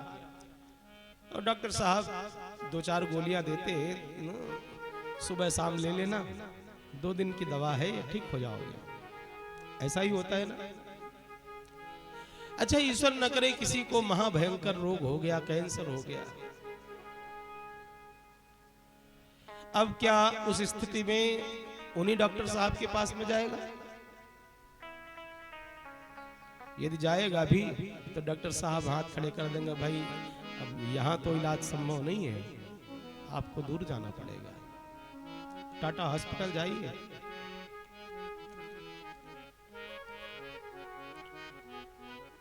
जिस प्रकार से छोटी मोटी बीमारियों का इलाज हम अपने पड़ोस के डॉक्टर से करा लेते हैं, परंतु कोई महामारी भयंकर बीमारी होने पर दूर बड़े अस्पताल जाना पड़ता है उपचार के लिए, जिसमें बड़ा ऑपरेशन होता है। छोटी सी फुंसी है तो थोड़ा सा वो लगा दिया गया, क्या लगाते हैं, मैग लगा दिया। और कोई बड़ा ऑपरेशन करना है, जड़ हटानी, तब तो बड़े अस्पताल जाना पड़ेगा और बड़ा सा ऑपरेशन। ऐसे ही हमारे जीवन में जो हल्के फुल्के पाप अथवा पुण्य होते रहते हैं, उनका तो प्रतिफल हमें यही प्राप्त हो जाता है, परंतु जो महापाप बन जाते हैं कभी जीवन में, फिर उनके लिए तो नरक जाना पड़ता है, और नरक में यमदूत यातनाएं देते हैं। ये नरकों का वृत्तांत सुन करके राजा रहुगण भयभीत हुआ और कहा, महाराज जीव को नरक न जाना पड़े, ऐसा भी कोई उपाय है क्या? क्योंकि नरक में तो बड़ी पीड़ा है। ऐसा कोई उपाय है कि नरक न जाना पड़े? कहा, हाँ महाराज ऐसा भी उपाय है। तपसा ब्रह्मचर्येण शमेन च दमेन च त्यागेन सत्य शौचाभ्याम यमेन नियमेन च। व्यक्ति तपस्वी जीवन जिए, ब्रह्मचर्य का पालन करे, शम दम यम नियम को अपने जीवन में उतारे, त्याग वृत्ति को धारण करे, आसक्त न हो और जीवन पर्यंत सत्य बोले, पवित्र रहे, तो ऐसा व्यक्ति नरकगामी नहीं होता है, उसे नरक नहीं जाना पड़ता। कहा, महाराज ये तो बड़े कठिन साधन है, हर कोई इन्हें नहीं कर सकता है, और वो भी कलयुग में सत्य बोलना ही कठिन है।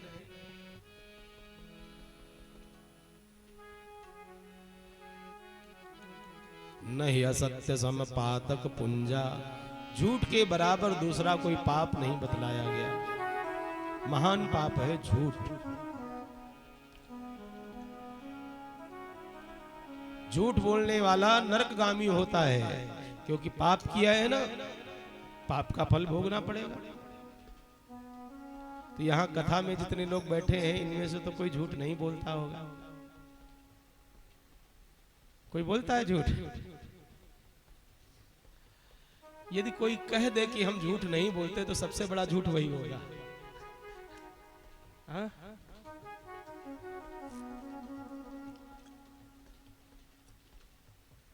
तो कहा, महाराज यदि झूठ बोलने से नरक जाना पड़ता है, और झूठ तो हम भी बोल गए, अब क्या करें? नरक जाना ही पड़ेगा। कहा, एक उपाय और है कि नरक जाने से बच सकते हो, यम त्रास से बचा जा सकता है। कहा, महाराज कौन सा? सकृन्मनः कृष्ण पदारविंदयोर निवेशितं तद्गुणरागियैरिह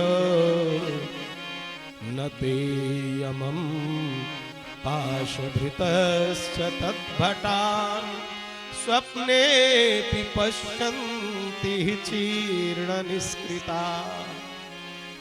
अपना मन प्रभु के चारु चरणारविंद में लगा करके रखे। सकृन मनः कृष्ण पदारविंदयो, मन तो प्रभु के चरणों में लगाए और वाणी से प्रभु के नाम का उच्चारण करे।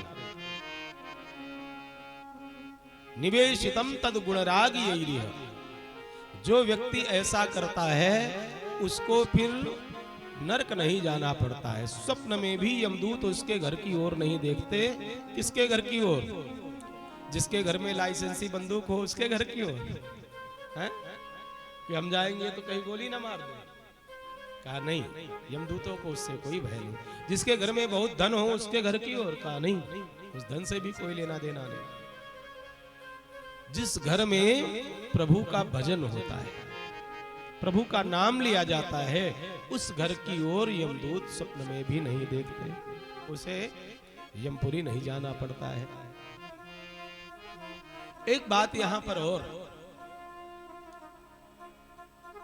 कभी विचार नहीं आता कि भाई स्वर्ग नरक की बात तो की जाती है और लोग जाना भी चाहते हैं, नरक तो नहीं पर स्वर्ग तो जाना ही चाहते हैं कि हमें स्वर्ग के सुख मिले। अब यहां पर एक समस्या खड़ी होती है कि जब व्यक्ति की मृत्यु होती है तो देह तो यहीं छूट जाता है, या तो जला दिया जाता है। अब तो प्रवाह करना निषेध है, प्रवाह के लिए तो मना है। पहले तो प्रवाह भी होता था, जल समाधि और या फिर भू समाधि, भूमि में नीचे। तीन गति है इस देह की, या तो जलाया जाएगा या जल में बहाया जाएगा, अथवा तो भूमि में दफना दिया जाएगा, गाड़ दिया जाएगा। देह यही नष्ट हो जाता है। ये देह तो जाता नहीं, ना स्वर्ग जाता है ना ही नरक जाता है। जाता है किसी का? सदेह कोई स्वर्ग नहीं जाता ना नरक जाता। तो देह तो यहीं छूट जाता। और आत्मा की यदि बात की जाए तो आत्मा तो अजर अमर अविनाशी है, न काटी जा सकती, ना जलाई जा सकती, ना बहाई जा सकती। तो आखिर नरक में यमदूत दंड देते हैं तो किसको देते हैं? आत्मा पर कोई असर नहीं पड़ता और देह यहीं छूट जाता। अथवा तो स्वर्ग के सुख भोगने कौन जाता है? देह तो जाता नहीं, और आत्मा को क्या लेना देना स्वर्ग से अथवा नरक से? तो यहां शास्त्रों में बतलाया गया है, जब यह पांच भौतिक देह छूटता है तो एक सूक्ष्म देह का निर्माण होता है। त्यतिष्ठत् दशांगुलम, 10 अंगुल का सूक्ष्म देह निर्मित होता है और वह सूक्ष्म देह धर्मराज के सामने पहुंचता है। और इस स्थूल देह से जीव ने जैसे भी कर्म किए हैं उसका प्रतिफल उस सूक्ष्म देह को दिया जाता है, जिसमें हर्ष विषाद सुख दुख पीड़ा भय आदि सबकी अनुभूति होती। जैसे इस देह में, ऐसे ही उस सूक्ष्म देह में भी होती है। इसीलिए देह छूटता है। तो गरुड़ पुराण में तो विस्तार से बतलाया गया, जीव जब जाता है तो उसकी कैसे यात्रा होती है। पहले तो यमदूत पकड़ करके बड़े वेग से दौड़ते हुए लेकर के जाते हैं, अपनी स्पीड में जीव को लेकर के जाते हैं। धर्मराज के सामने जीव पहुंचता है तो बहुत रोता है, महाराज कृपा करिए, हमारे अपने स्वजन, हमारे पत्नी, हमारे पुत्र, हमारे परिवारीजन हमारे बिना बहुत रो रहे होंगे, आप हमको वहीं वापस भेजिए। धर्मराज के सामने बार बार गिड़गिड़ाता है जीव। तो धर्मराज यमदूतों से कहते जाओ इसको लेकर के जाओ, जहां रहता है वहीं लेकर के जाओ। अब जीव का सूक्ष्म देह निर्मित हो चुका है। वह जीव तो सब देख रहा है पर उसके घर वाले परिवार वाले उस सूक्ष्म देह को नहीं देख पाते। वो वहीं आसपास रहता है। कितने दिनों तक? 10 दिनों तक विशेष। और उस जीव के निमित्त जो भी जलदान पिंडदान किया जाता है वही उसको आहार के रूप में मिलता है। सूक्ष्म देह है तो सूक्ष्म रूप से मिलता है। इसके बाद जब दशगात्र एकादशा आदि हो जाता है तो यमदूत कहते हैं देखा अब तो तुम्हारा सब हो गया क्रियाक्रम, तुम्हारे लिए सब रो लिए और सबने तुम्हें मान लिया है कि अब तुम नहीं हो, ये सब मान चुके हैं, अब चलो। तो जीव को लेकर के यमदूत पुनः यमपुरी की ओर चलते हैं और इस बार बड़ा आराम से ले जाते धीरे धीरे। 1 वर्ष लग जाता है पहुंचने पर। बीच बीच में उनके पड़ाव आते हैं, वहां ठहरता है जीव। चलते चलते जीव थक जाता है, जब पड़ाव पर रुकता है तो यमदूतों से कहता है मुझे भूख लगी है, मुझे प्यास लगी है, मुझे कुछ खाने को दो, कुछ जल पीने को दो। तो यमदूत कहते हैं भाई हम क्यों दें, पूरा जीवन जिनको दिया है तुमने, तुम्हारे खाने पीने की व्यवस्था वो करें, हम क्यों करें। तो यहां पर उस जीव के निमित्त जो मासिक श्राद्ध किया जाता है और उसको पिंडदान जलदान किया जाता है, वही उस जीव को आहार के रूप में मिलता है। और जो मासिक श्राद्ध नहीं करते हैं, पिंडदान नहीं करते हैं, तो उस जीव को भूखा रहना पड़ता है। यमदूत कहते हैं भाई तुम्हारे घर वालों ने नहीं दिया, हम क्या करें। तो जीव कुपित होता है और कहता भाई एक बार मौका दे दो, इनको हम ठीक कर दे, रुष्ट होता है। इसीलिए जलदान तर्पण पिंडदान करना चाहिए अपने उस मृतात्मा के लिए। अब तो लोग क्या करते हैं कि जिसने पूरा जीवन दे दिया, सब कुछ दे दिया, उसके लिए 13 दिनों का शोक भी कहां कर पाते लोग, तो नहीं करते। और अन्यथा ना लीजिएगा, ये जो परंपराएं बिगड़ी हैं, ये पढ़े लिखे लोगों ने बिगाड़ी है। जो अनपढ़ रहे, गांव में रहे, वो आज भी इन परंपराओं का निर्वाह करते हैं। पर पढ़े लिखे लोग, उच्च पदों पर बैठे हुए लोग, मेरे पास टाइम नहीं है, मैं क्या करूं। घूमने जाने का समय निकल आता है, विदेशों में जाएंगे छुट्टियां मनाने, उसके लिए धन भी है, समय भी है, सब कुछ है।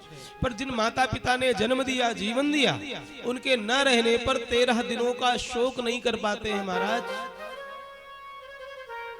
वो मासिक श्राद्ध नहीं कर पाते, एक खुराक सीधा नहीं निकाल पाते अपने पूर्वजों के नाम से। 13वीं बरसी कहते महाराज एक साथ निपटा दो, टाइम नहीं है, निपटाते हैं। और कुछ लोग तो बस 3 दिन में ही, और अब तो वो 3 दिन की परंपरा भी समाप्त हो रही है, 1 दिन में ही। हाँ, यहीं हरिद्वार आकर के और बस 1 दिन में सब कुछ करके।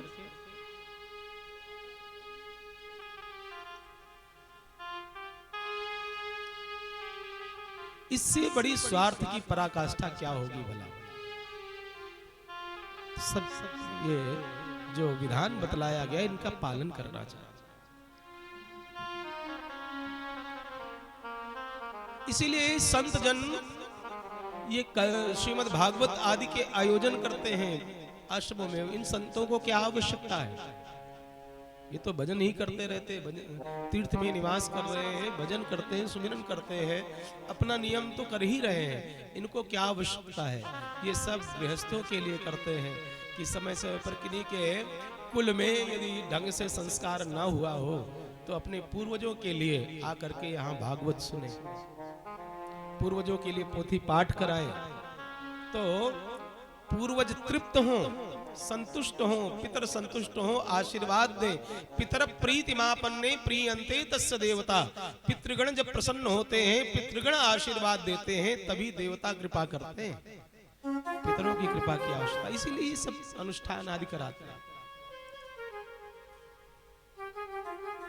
पूर्वजों के निमित्त तो यह सब कार्य बताए गए, पर अपने लिए प्रभु का भजन करना चाहिए, नारायण नाम लेना चाहिए, प्रभु के चरणों में अपना चित्त लगाना चाहिए, तो नरक जाने से बचा जा सकता है।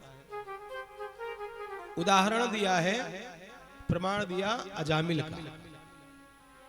ब्राह्मण कुल में उत्पन्न अजामिल अपने ब्राह्मणोचित कर्म से पतित हो गया। व्यभिचारी, मांस भोगी, मदपाई, जितने दुनिया के कुकर्म थे अजामिल ने सब अपना लिए। विषयों का संग करने लगा। एक दिन अजामिल के घर संत पधारे, संतों को देखा तो उसकी बुद्धि में परिवर्तन आया। भगवान हमारा कल्याण कैसे होगा, मैं तो महापातकी हूं, महापापी हूं। संत ने कहा है अजामिल अपने पुत्र का नाम नारायण रख देना, वही नारायण तुम्हारा कल्याण करेगा। संत की बात अजामिल ने मानी, अपने पुत्र का नाम नारायण रखा। अब पुत्र से प्रेम तो होता ही है, नारायण भोजन कर लो, नारायण जल पी लो, नारायण मेरी गोद में आ जा। बार बार अजामिल के मुख से नारायण नाम निकलने लगा। एक दिन अजामिल को लेने यमदूत आए, उन यमदूतों को देखा, भयभीत होकर के अपने पुत्र नारायण को पुकारा है अजामिल ने, बेटा नारायण बचाओ।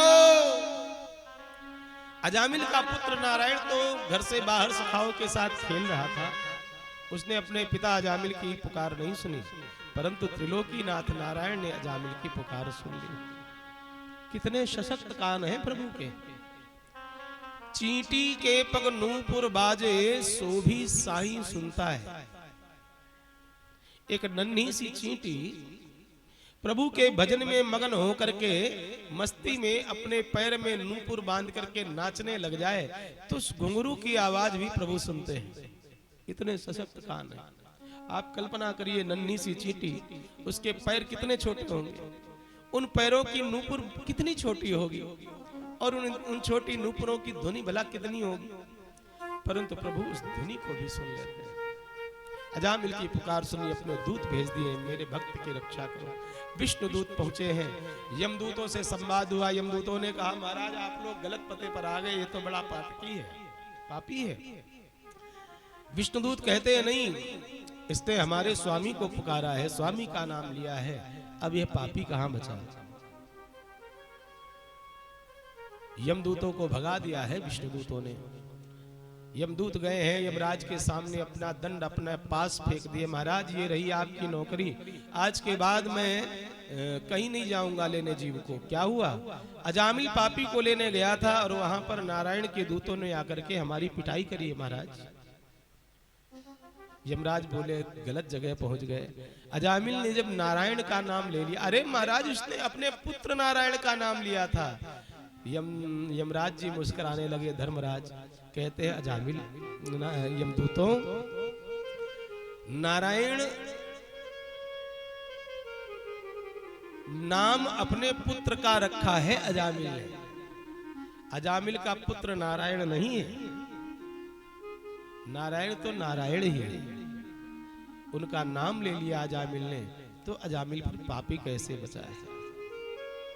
विष्णुदूतों यमदूतों को धर्मराज ने शिक्षा दी, ध्यान रखना आज के बाद ऐसे घर में मत जाना जिस घर में प्रभु के नाम का कीर्तन होता हो, उनका नाम लिया जाता हो, उस घर में तुम जाना ही नहीं। अजामिल ने जब अपने प्राणों को इस प्रकार यमदूतों से बचते हुए देखा है तो प्रभु के कृपालु स्वभाव पर बलिहार गया है और कहता है हे प्रभु, ऐसा कौन सा हमने काम कर डाला जो आज आपने हमारे प्राणों की रक्षा की।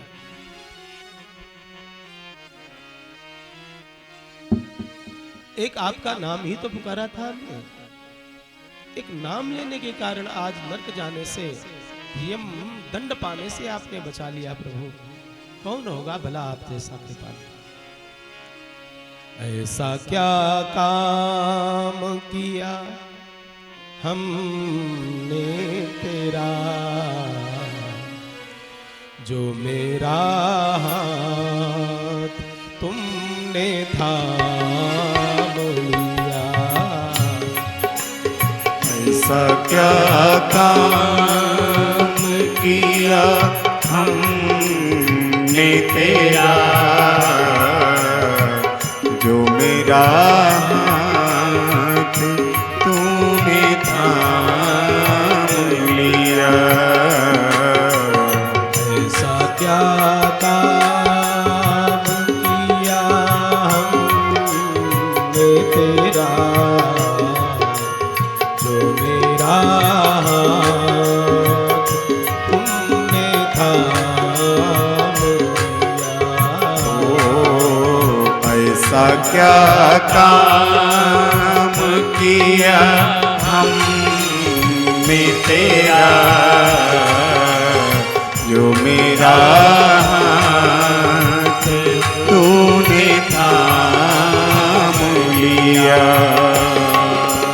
मेरी जिंदगी बदल दी तुमने, ओ मेरी जिंदगी बदल दी तुमने। बस एक बार मैंने तेरा नाम लिया, ऐसा क्या काम किया हमने तेरा, जो मेरा हाथ तूने थाम लिया।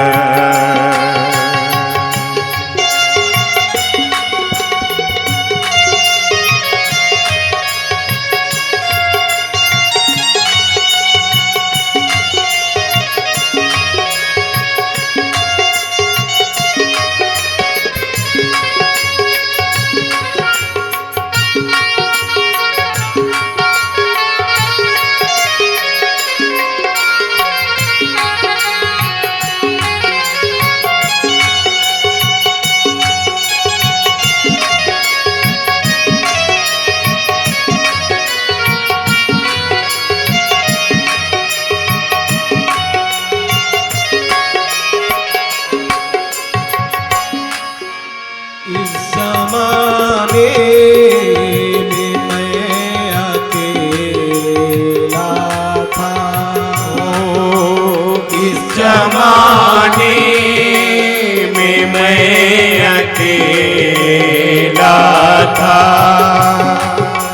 तेरी माया के रंग में खेला था, तेरी माया के रंग में खेला था। तेरी माया न सताए उसको, तेरी माया न सताए उसको, जिसने अपना है तुमको मान लिया, ऐसा क्या काम किया हमने तेरा, जो मेरा हाथ तूने थाम लिया।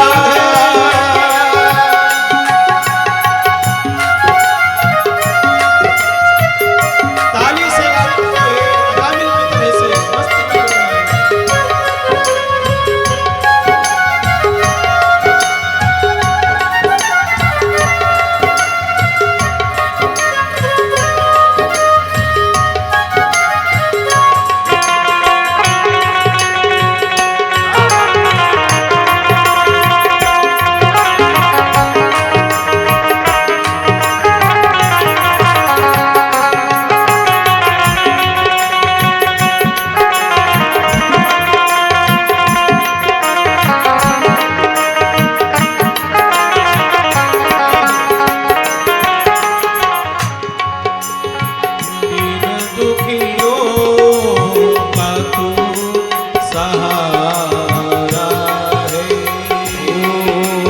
दीन दुखियों का तू सहारा है, दीन दुखियों का तू सहारा है,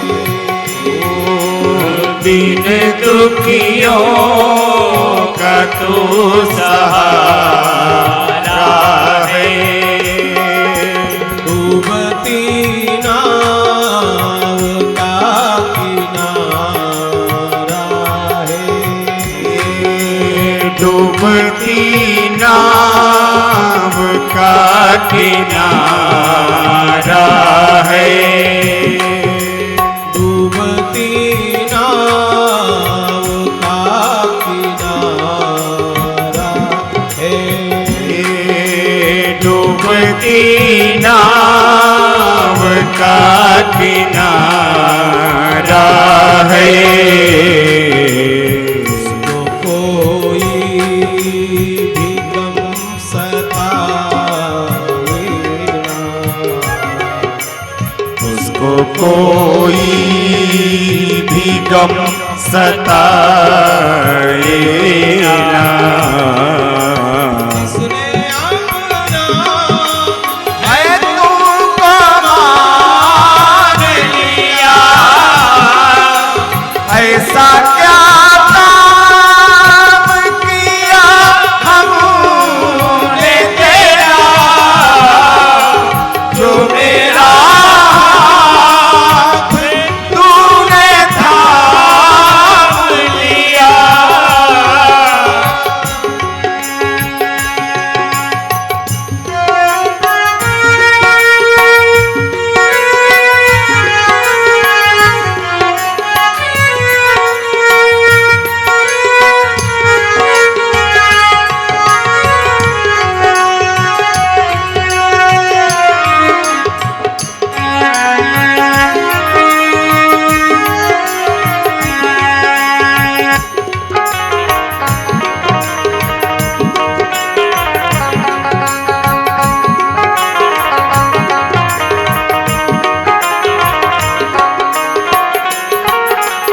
इतना कौन करता है किसी के लिए,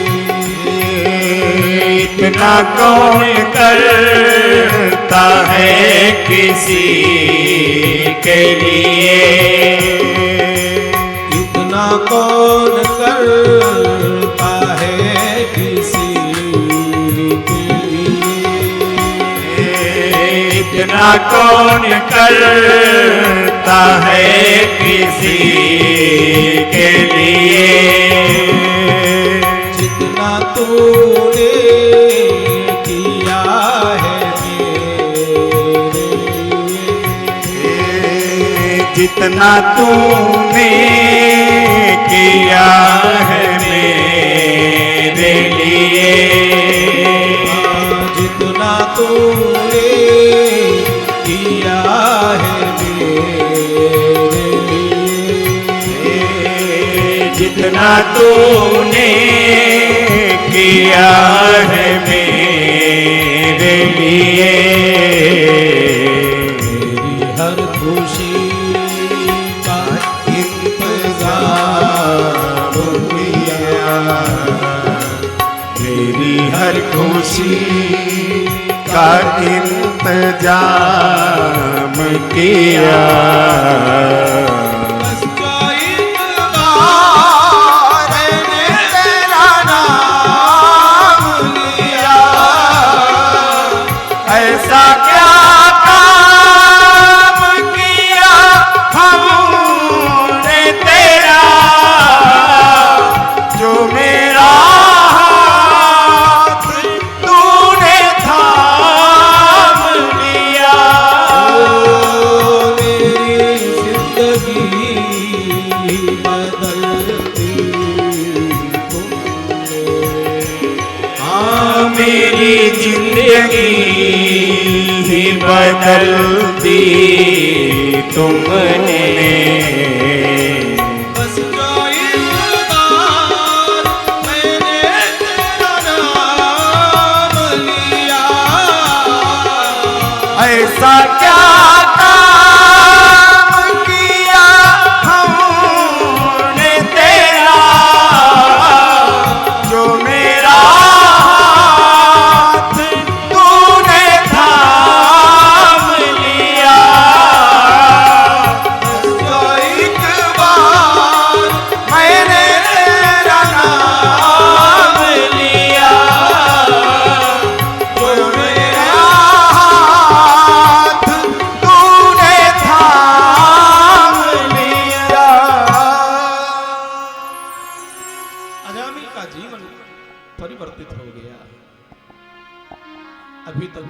की अजामिल था, अब तो उसका जीवन ऐसा बदला, भक्त अजामिल बन गया। अजामिल पर कृपा करी है प्रभु। आगे वृत्रासुर की कथा आती है। दैत्य कुल में उत्पन्न हुआ वृत्रासुर, परंतु है बड़ा ही हरिभक्त।